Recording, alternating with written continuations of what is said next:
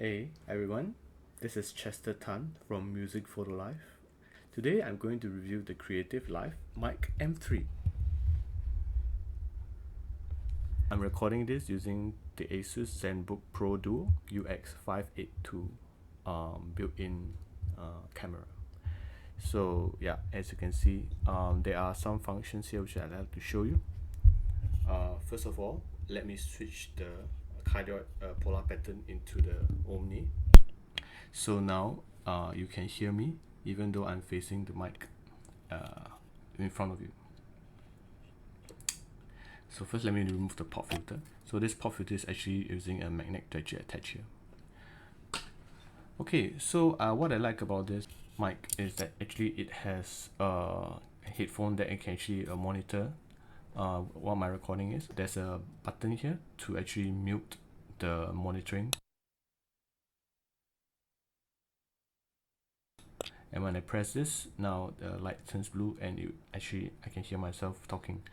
There's also a volume button to adjust the volume of what I'm monitoring. So the other one is actually the micro USB port, which connects directly into your whatever device that you're recording. So it's a full digital microphone. It comes with a very sturdy stand. It's very sturdy, so if you put it on the table, you will be able to keep it standing. And let me switch back to the cardioid polar pattern. So right now it is more directional, facing towards me.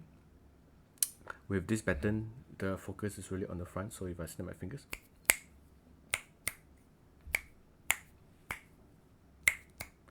as opposed to switching over to the omni pattern.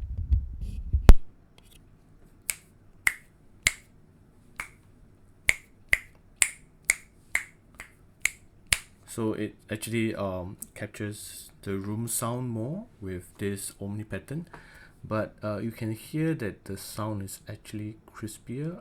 It sounds more open. I think that's also because when you speak, it actually bounces around the room, so the pickup is also a bit more open. Now, so when I switch it back to the cardioid polar, right, it sounds a bit more focused, right, more mono, but also it's a bit more intimate, the sound. This is the cardioid polar pattern. Now this is the omni pattern. So you can hear that snapping of the fingers is actually equally loud compared to my voice. The density of this mic is actually very light. It's plastic body. You really can't compare this with the Audio Technica and the Shure kind of standard. Yeah, but it is convenient. So I think it is great sensitivity too. So if you listen clearly, you can hear tick tick tick tick tick sound, and that actually comes from my aircon. So very sensitive mic. You may, and because thanks to the headphone monitoring, you can hear exactly what is recording, and then you can react and say, okay, is this a good take or not? You know, as compared to not having this. Let me switch this back to cardioid polar. So I think the ticking sound on my aircon is it's not as clear anymore because again, using the omni pattern, it captures the full room sound, okay, all around.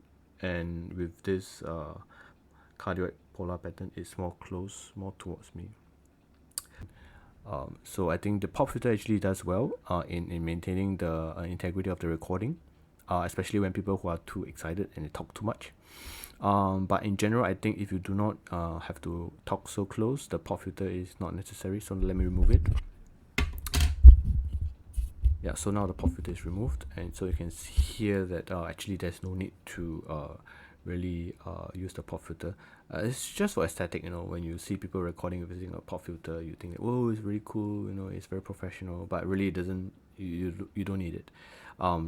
You only need it if you're really doing some vocal recordings, you know, like when you really sing and then you really feel the intimacy, and then you have a little sibilance, and then if you use the pop filter, the sibilance you can hear is still there, so it's not really to control the sibilance but rather the popping. So now when I talked a lot of pop sound, the P's and the T's and the S. It's not that bad anymore, but actually it really doesn't make that huge difference. Then again, if this pop filter can save that little details that during the recording that you really want to do so much, and then it just spoils it just because of the little P thing that pops, that then spoils the recording. So it's good. It's definitely good, and it doesn't really affect the clarity of the recording. So there you have it. It's just an open this talk about this new Creative Live mic M3. This is actually the first mic, also called professional kind of a condenser mic that Creative has created.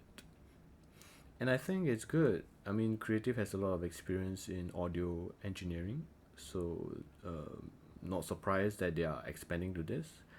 I think it's really good. It has all the features that a podcaster or even a casual recorder, home studio recorder would like. I really like the ability to plug in my headphones and the control to turn off the mute and adjust the volume. It's essentially external DAC that allows me to listen to music and recordings directly from the device. So I can use the laptop and then plug this mic in, and then it becomes an external DAC.